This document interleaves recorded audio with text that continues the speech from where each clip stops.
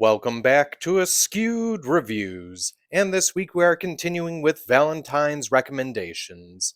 And this one is a viewer request, and it is for the 2009 remake, My Bloody Valentine.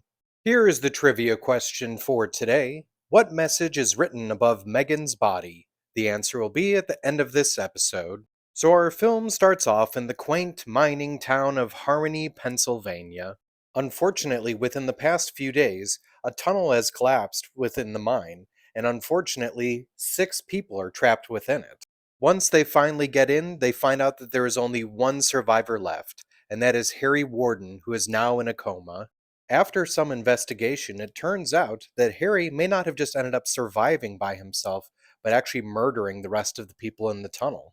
Now, whether he was crazy enough to do that to begin with, or if it was just because he was trapped, who knows? But another truth comes out, as Tom Hanniger is actually to blame for the explosion that caused the cave in. We now jump ahead to 1 year later, where Warden is still in a coma. Or at least he was, as Harry Warden finally awakens. He goes on a killing spree, massacring multiple people at the hospital, and then escaping. We then head over and see what Tom's been up to after dealing with the incident for a year.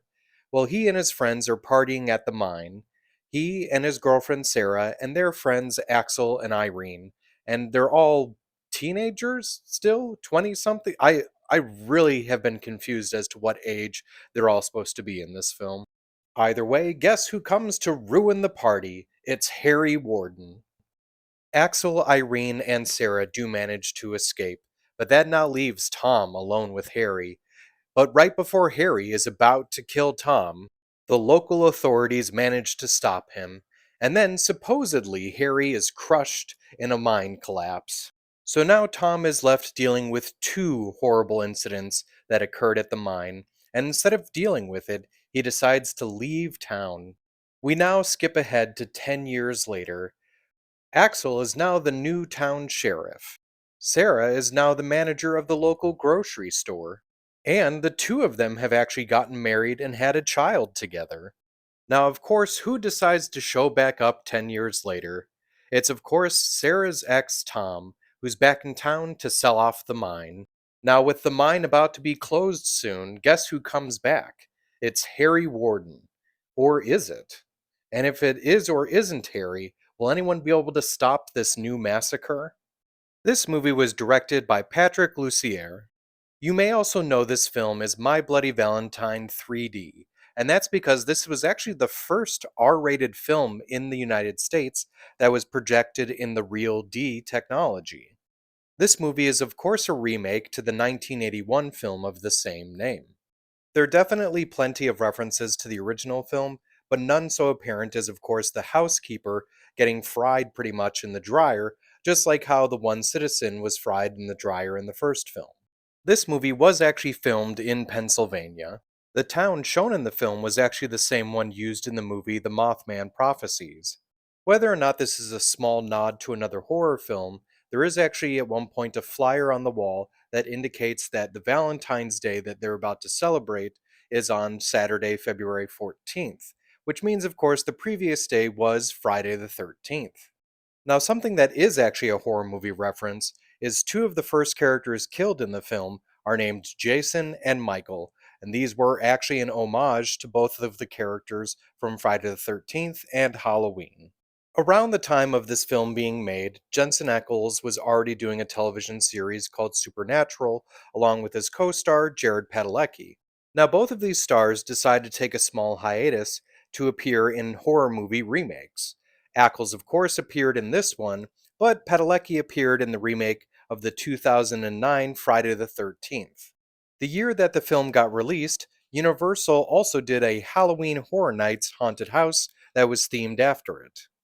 In the original script, Betsy Rue's character of Irene was a lot less nude. It was actually her idea to get totally nude, as she felt it made sense for her character. Also, she didn't regret it even a little. The man who plays Frank the Trucker was actually Todd Farmer, who was a screenwriter for this film. At one point in the movie, Tom Atkins' character of Sheriff Burke says the line, "Everybody stand down, goddammit." He actually says the exact same line in the same way in the next Patrick Lussier film, which was called Drive Angry. Sherry Moon Zombie was offered a role in the film, but she turned it down as she normally only appeared in films directed by her husband, Rob Zombie. Originally, there were talks of doing a sequel to the film, but with it being a flop, that did not actually end up happening. The body count for this film is 30, although you could technically argue it's 31, depending on how you feel about Megan's situation. Also, my choice at least for best death in this film has to go to the girl who gets her head bisected by a shovel. So when it comes to the remake, My Bloody Valentine, I honestly did not like this one very much, mainly due to the fact that I did not think it was a good remake, and especially it was kind of boring. The only thing going for it were some of the kills, but then again, there were also some of the kills in there that were absolutely horrible and did not look realistic even remotely. So I think I'm going to have to give this one a 1 out of 5. Now, if you did enjoy this film, some other movies I would recommend checking out. Definitely watch the original, it's far superior. There's also the movie Valentine. There's the remake of the movie The Town That Dreaded Sundown, and Urban Legend.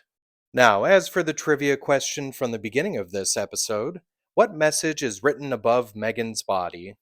The message that is scrawled above Megan's body is "Be mine forever," which actually ends up being quite the hint as to who is actually the killer by the end of the film. By the way, if you're interested in seeing my review for the first film, go ahead and look back in my log, and I did actually do it last February. Now, I hope you enjoyed this episode of Askewed Reviews, and if there's a movie you'd like to see get a review, just mention it in the comments.